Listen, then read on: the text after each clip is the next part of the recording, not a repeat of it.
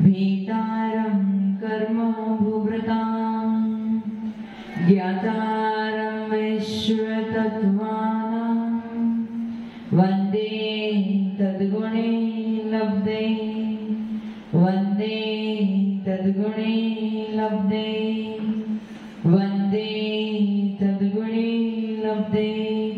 जो लोग परमेश भगवान की देवादिदेवादिनाथ भगवान की अंतिम शाश्वती महावीर स्वामी भगवान की परम पूज्य गुरुदेव श्री आदि सागर स्वामी की दिव्य सर्व सन्मति सागर जी महाराज की परम पूज्य गुरुदेव श्री सुंदर सागर जी महाराज की द्वादशाम दिन वाणी माता की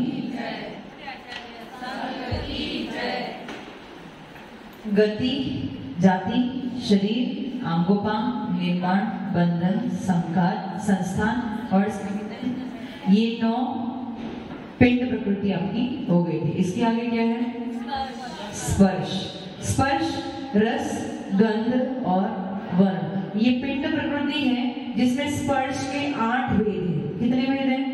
स्पर्श के 8 भेद, स्पर्श रस, रस के 5 भेद, स्पर्श रस गंध, गंध के 2 भेद और वर्ण के 5 भेद। कितने हो गए? 28, 20 हुए। 20 भेद है टोटल स्पर्श रस गंध और वर्ण के। स्पर्श नाम कर्म से आपको क्या समझ में आ रहा है? वो क्या करेगा? क्या स्पर्श? स्पर्श का ज्ञान कराएगा। स्पर्श का ज्ञान कराएगा क्या? पानी गर्म है तो उसमें हाथ डाला तो वो गर्म नहीं, किससे पता चलेगा? स्पर्श नाम कर्म से। ऐसा तो फिर स्पर्श इंद्रिय का काम क्या बचेगा? स्पर्श इंद्रिय का काम क्या है? आपके पास स्पर्श इंद्रिय है। कितनी इंद्रियां हैं? उसमें से प्रथम इंद्रिय कौन सी है? ये 5 इंद्रिय कौन से कर्म से प्राप्त हुई आपको? कौन से नाम कर्म से? जाति नाम कर्म। जाति नाम कर्म के 5 भेद हैं। 1 इंद्रिय जाति, 2 इंद्रिय जाति, 3 इंद्रिय जाति, 4 इंद्रिय जाति और तो उसमें आपको 5 इंद्रियां प्राप्त हुई। स्पर्शन रसना घ्राण स्पर्शेंद्रिय, रसनेंद्रिय, घ्राण इंद्रिय, चक्षु इंद्रिय और कर्णेंद्रिय। ये आपको 5 इंद्रियां प्राप्त हुई है। ये 5 इंद्रियां किसकी वजह से प्राप्त हुई है? जाति नाम कर्म की वजह से आपको ये 5 इंद्रियां प्राप्त हो गई। इसमें से स्पर्श इंद्रिय का काम क्या है? महसूस करना। पानी गर्म है, उसमें आपने हाथ डाला तो गर्म है, किससे पता चला? कौन सी इंद्रिय से? स्पर्श इंद्रिय से। तो ये नाम जाति नाम कर्म की वजह से आपको स्पर्श इंद्रिय की प्राप्ति हुई और उसके द्वारा आपने जाना कि वस्तु गर्म है या ठंडी है। तो स्पर्श नाम कर्म का क्या काम है? आपने स्पर्श नाम कर्म भी ये बताया और जाति नाम कर्म भी ये बताया, तो फिर दोनों में भेद क्या है? भेद ये है कि स्पर्श नाम कर्म जो है वो आपके शरीर का जो स्पर्श होगा उसको डिसाइड करता है। आपका शरीर कोमल होगा, कर्कश होगा, गर्म होगा, ठंडा होगा, स्निग्ध होगा, रुक्ष होगा, ये सब कौन डिसाइड करेगा? स्पर्श नाम कर्म डिसाइड।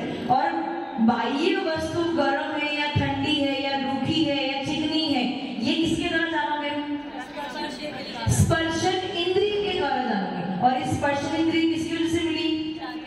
जाति नाम। समझ में आ रहा है मैं क्या कह रही हूँ?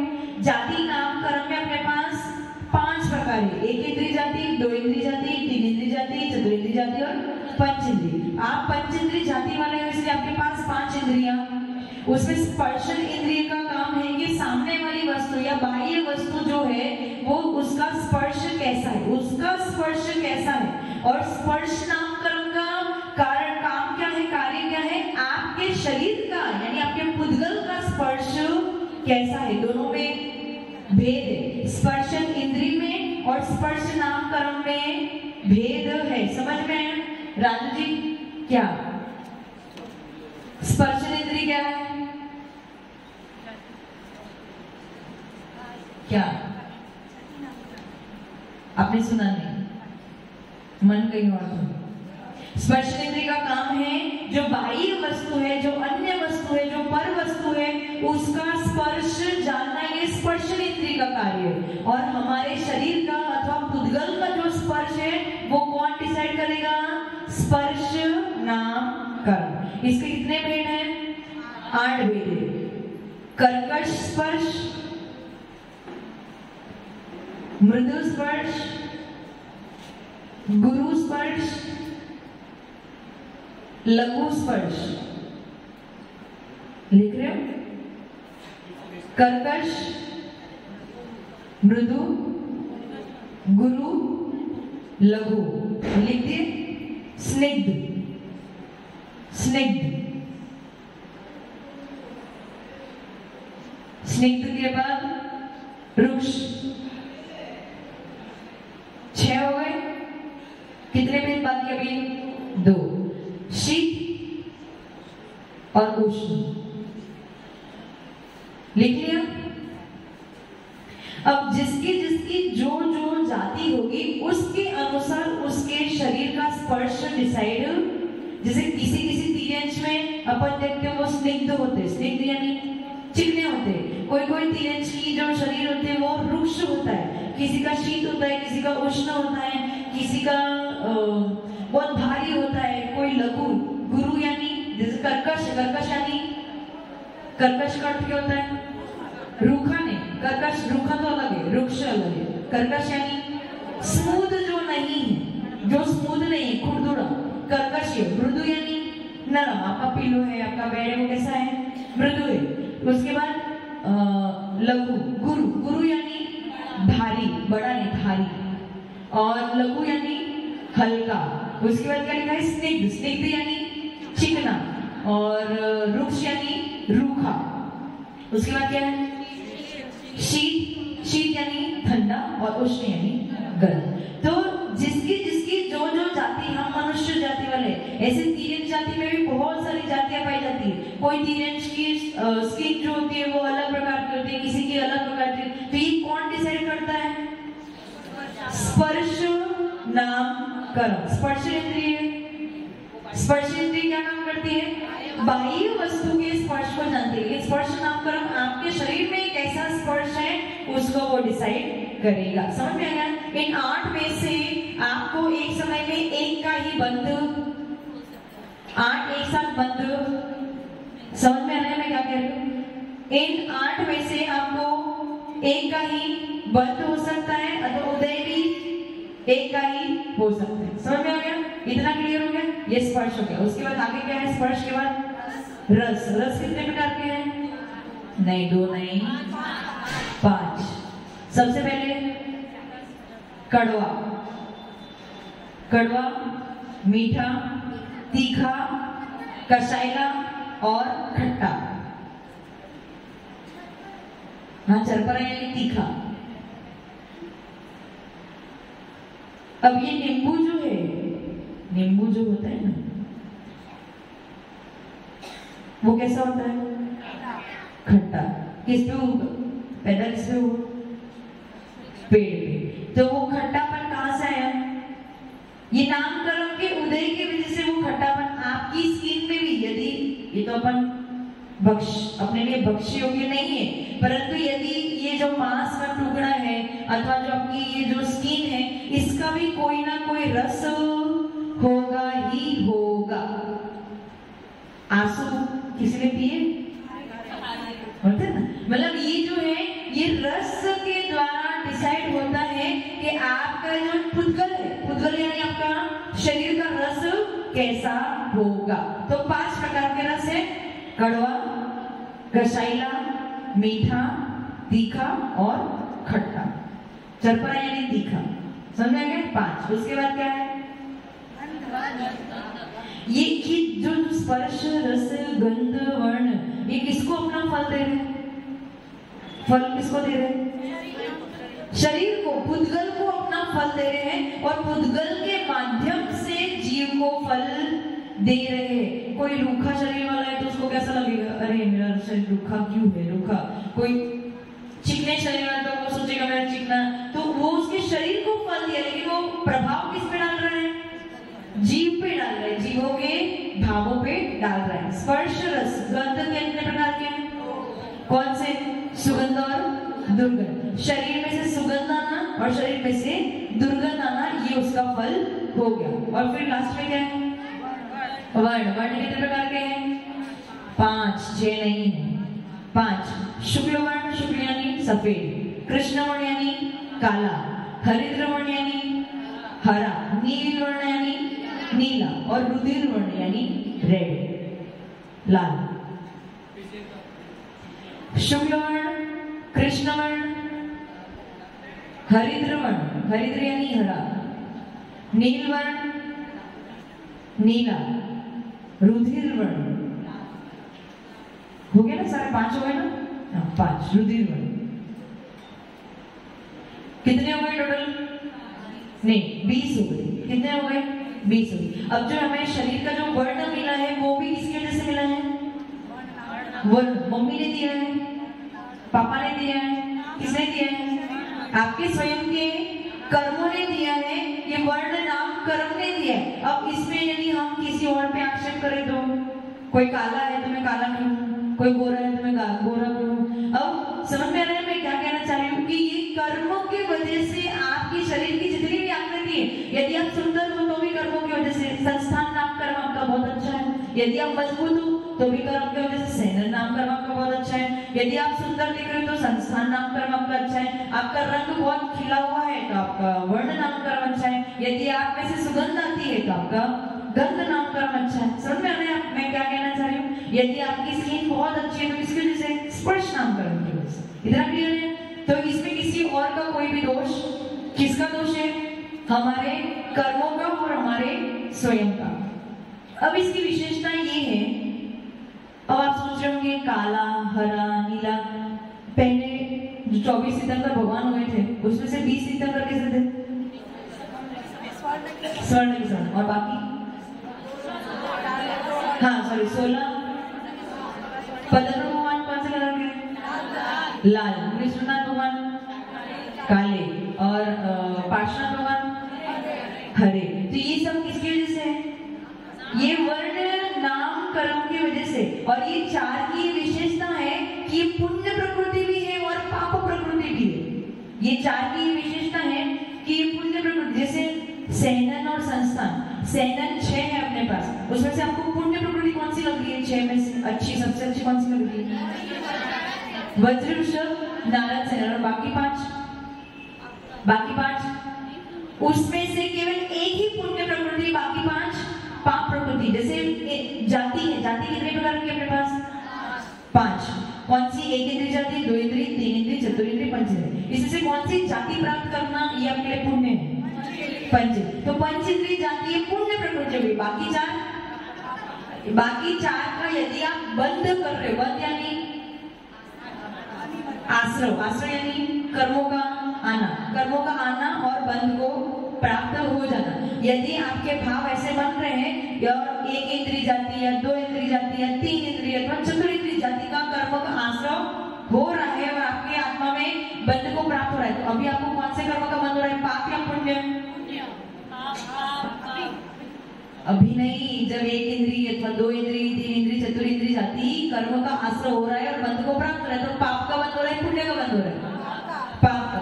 उसी प्रकार से जो स्पर्श, रस, गंध, वर्ण है ना, ये 20 भेद है।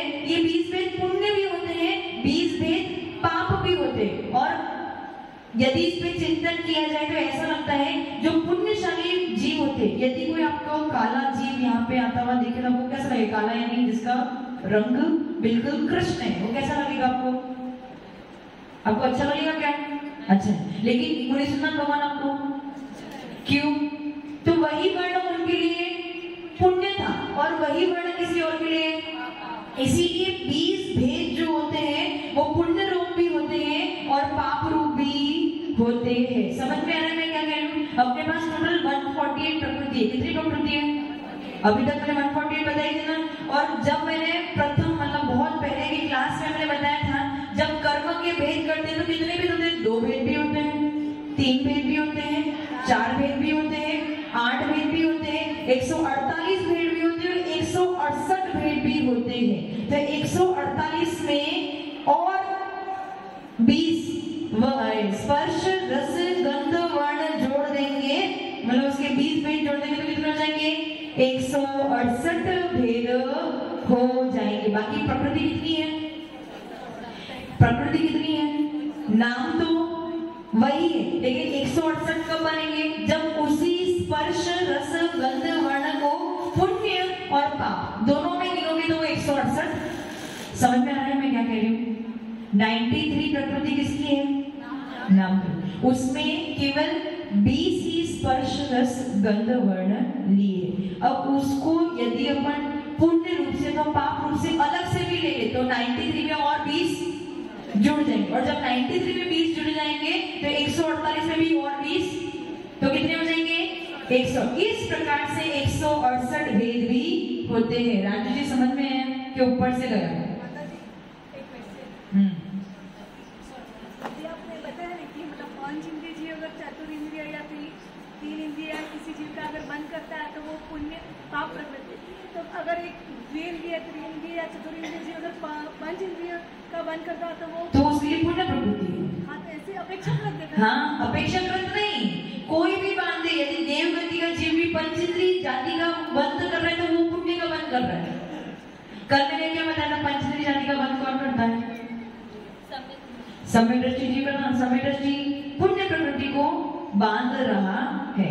समझ में? भले देवगति जैसे आप हो, पंचेंद्रिय हो, अभी आप पंचेंद्रिय हो, यदि आपको अभी भी पंचेंद्रिय जाति नाम कर्म का बंध, आपके भाव बहुत उत्कर्ष है, बहुत अच्छे, और आपको पंचेंद्रिय जाति नाम कर्म का बंध हो रहा है, तो आपको पुण्य का बंध हो रहा है, पाप का बंध हो रहा है? पुण्य का। परंतु उसके साथ में ज्ञानावरणी कर्म के 5 भेद जो है, कौन से भेद? मध्य ज्ञानावरणी, शुद्ध ज्ञानावरणी, अवधि ज्ञानावरणी, मनोपरि ज्ञानावरणी और केवल ज्ञानावरणी, ये भी बंद हो रहे। तो कौन सा बंद हो रहा है आपको? घातीय कर्म कैसे होते हैं? सर्वथा पाप ही। घातीय कर्म तो सबसे खराब है ही, सब पाप प्रकृति ही है। परंतु अघातीय कर्म जो है, अघातीय कर्म यानी नाम, गोत्र, वेदनी और आयु, ये 4 जो अघातीय कर्म है ये पुण्य रूप भी है और पाप रूप भी है। समझ में आ रहा है मैं क्या कह रही हूँ? जैसे गोत्र, उच्च गोत्र कैसा है? नीच गोत्र कैसा है ना? वैसे ही वेदनी में साता वेदनी कैसा है? पुण्य। असता वेदनी कैसा है? यदि आप साता वेदनी का बंद कर रहे हो तो पुण्य का बंद करो, असता वेदनी का बंद कर रहे हो तो। परंतु जो घातीय कर्म है वो निरंतर बंद हो रहा है। तो आपको ज्ञानावरणी कर्म है, दशनावरणी, उसका निरंतर आश्रय। तो जहां पे आपके भाव अच्छे हैं, वहां पे जहां पे जो प्रतिपक्षी प्रकृतियां होती है, प्रतिपक्षी यानी एक दूसरे की विरोधी, विरोधी यानी जैसे 5 इंद्रिय है, 5 इंद्रिय में से 5 इंद्रिय सब बंद कर सकते हो क्या? एक टाइम पे एक है। तो जब आपके भाव अच्छे होंगे तो वो जो प्रतिपक्षी प्रकृति है, जो एक दूसरे के सामने खड़ी है या एक दूसरे की दुश्मन है, तो उसमें जो अच्छी अच्छी प्रकृति है उसका बंध, जैसे 6 सेनन है, 6 सेनन है, उसमें सबसे बेस्ट कौन सा है? वज्र, वृषभ, नारद, सेनन। तो जब आपके भाव अच्छे हो रहेंगे तो आप कौन सा बंद करोगे? वज्र, वृषभ, नारद, सेनन का बंध। तो ये तो पुण्य प्रकृति है। लेकिन ज्ञानावरणी आदि जो घातीय कर्म की प्रकृति वो तो सारी, तो अभी आपको पाप बन रहा है या पुण्य बन रहा है? अभी पुण्य प्लस पाप दोनों का बंध। भले ही आप मंदिर में बैठे हो, स्वाध्याय कर रहे हो, गुरुओं के पास चले जाओ, अभिषेक कर रहे हो, पूजा आदि कर रहे हो, आहार दान दे रहे हो, पुण्य और पाप दोनों का बंध एक साथ चलता चला जाएगा। ये घातीय कर्म तो सारी पाप प्रकृति। घातीय कर्म यानी ज्ञानावरणी, दशनावरणी, मोहनी और अंतर, ये सारी कैसी है? पाप प्रकृति। और इसका निरंतर आश्रय, आप मंदिर में भी चले जाओ तो इसका आश्रय बंद होने वाला, जब तक उसका गुणस्थान नहीं पहुंचेगा तब तक वो बंद होने वाला नहीं है। तो जब आपके भाव अच्छे बन रहे होंगे तो घातीय कर्म तो आपके पास कोई ऑप्शन ही, घातीय कर्म तो हमेशा वो बनते ही रहेंगे। तो पाप प्रकृति तो आपको बंदेगी। लेकिन जब अघातीय कर्म की बात आती है तो वहां पे 2 प्रकार के कर्म होते हैं अपने पास, पुण्य भी और पाप भी। तो जब आप अपने भाव अच्छे बनाओगे तो अघातीय के पुण्य प्रकृति का बंध आपको, लेकिन उसके साथ में कौन से पाप? घातीय। तो तो फिर अच्छे भाव बनाने का मतलब क्या? जब घातीय कर्म बंद हो ही रहे तो फिर अच्छे भाव बनाने का मतलब क्या? प्रश्न उठ सकता है ना। तो फिर हम मंदिर आके करें क्या, या भगवान की पूजा करके करें क्या? जब भाव अच्छे बना रहे फिर भी घातीय कर्म तो आ ही रहे हैं, पाप प्रवृत्ति तो बंद ही रही है, तो फिर क्यों करें? अघातीय में पुण्य मिल रहा है, लेकिन अघातीय हमारे लिए इतनी दुखदाई, जितनी घातीय कर्म दुखदाई है उतनी अघातीय कर्म हमारे लिए दुखदाई। तो प्रॉफिट क्या है? प्रॉफिट ये है कि जब आपके भाव अच्छे बनते हैं तो जो घातीय कर्म की पाप प्रवृत्ति है उसमें जो अनुभाग फल यानी उसकी फलदान शक्ति और उसकी जो स्थिति, जो समय, जितने समय तक वो अपना फल देगा वो क्या हो जाएगा? कम हो जाएगा। बंधेगी तो सही, लेकिन और उसी की जगह पे यदि आप इस समय पे घर में बैठे होते हो तो उसका फल भी ज्यादा मिलता और समय भी ज्यादा। समझ में आ रहा है मैं क्या कह रही हूँ? दो प्रकार की प्रवृत्ति होती है, पुण्य रूप भी होती है और उसमें घातीय कर्म प्योर पाप रूप प्रवृत्ति आई होती है। और अघातीय में दोनों प्रकार के होते हैं, पुण्य भी और पाप भी। जब आप भाव अच्छे बनाते हो तो घातीय कर्म तो आ ही रहे, जब तक उसका वो लिमिट क्रॉस नहीं करेगा तब तक वो आते ही रहेंगे, परंतु फर्क क्या पड़ेगा? उसके फल में और उसके समय में फर्क पड़ेगा। और अघातीय कर्म में क्या होगा? जो प्रतिपक्षी प्रकृति उसमें क्या होगा? जो अच्छी वाली प्रकृति है, जो पुण्य प्रकृति है उसका बंध होगा। इसीलिए प्रॉफिट है कि नहीं है ना? समझ में? इसलिए कुछ भी व्यर्थ नहीं है। अपने भावों को अच्छा बनाओगे, अच्छे स्थान पे जाओगे, अच्छी संगति में रहोगे, अगर आपके भाव उज्जवल बन रहे हैं तो निश्चित तौर पे पुण्य की प्राप्ति तो होगी और जो पाप की प्राप्ति हो रही है उसमें कमी आ जाएगी। तो स्पर्श रस गंध वर्ण ये 20 भेद मैंने आपको बताए और इसका फल किसको मिल रहा है? पुद्गल को। और पुद्गल के द्वारा किसको मिल रहा है? जीव मन लगाता ना, क्या मैं काला क्यों, मैं गोरा क्यों, मैं ऐसा क्यों, मैं वैसा क्यों, मैं बेडोल क्यों, जो भी ये सारे फल कर्म नाम कर्म जो फल किसको दे रहा है? पुद्गल को। लेकिन इस पुद्गल को देख देख के भाव कौन बना रहे हैं? जीव। समझ में आया? तो लास्ट में फल किसको मिल रहे हैं? जीव को। तो ये स्पर्श रस गंध वर्ण 20 भेद है, पुण्य रूप भी है और पाप रूप। इसमें इतना चिंतन से इतना समझ में आता है कि जो पुण्यशाली जीव है यदि उसका काला रंग भी होगा तो वो भी उसके लिए पुण्य है। और जैसे कोयल काली होती है, कौवा भी, लेकिन कौवे का कालापन हमें अच्छा और वही कोयल का कालापन हमें अच्छा लगता। समझ में आया? उसकी सुंदरता है, कौवा सुंदर नहीं होता। तो ये बस इतना ही फर्क हो सकता है, इससे ज्यादा क्योंकि काला रंग कैसे पुण्य रूप हो जाए? जैसे नारकी जीव होते हैं वो काले ही होते हैं, उनकी लेशन यानी द्रव्य लेशन स्किन कलर कैसा होता है? काला होता है, तो वो उनके लिए पाप रूप है। लेकिन जो देवगति के जीव होते हैं उसमें कुछ भवनवासी व्यंतर और ज्योतिष देव का काला कलर भी, उनका जो स्किन का यानी जो उनका शरीर का कलर है वो काला भी, लेकिन देवगति के जीव पुण्यशाली है, पापी है, तो वही काला उनके लिए पुण्य रूप है। समझ में आ रहा है मैं क्या कह रही हूँ? इसलिए 20 भेद जो है वो पुण्य रूप भी है और जब उसको एक ही बार लोगे तो 148 भेद और जब उसको 2 बार पुण्य रूप भी लेंगे और पाप रूप भी लेंगे तो कितने भेद हो जाएंगे? 168 भेद। इतना क्लियर हो गया? तो आपकी कितने पिंड प्रकृति हो गई? गति, जाति, शरीर, अंगों, निर्माण, बंधन, संघात, संस्थान, संधन, स्पर्श, रस, गंध और वर्ण। कितने हो गए? 13 पिंड प्रकृति आपकी हो गई है और शेष है वो कल करेंगे। ओम नमः सिद्धेभ्यः। ओम प्रेम वाह।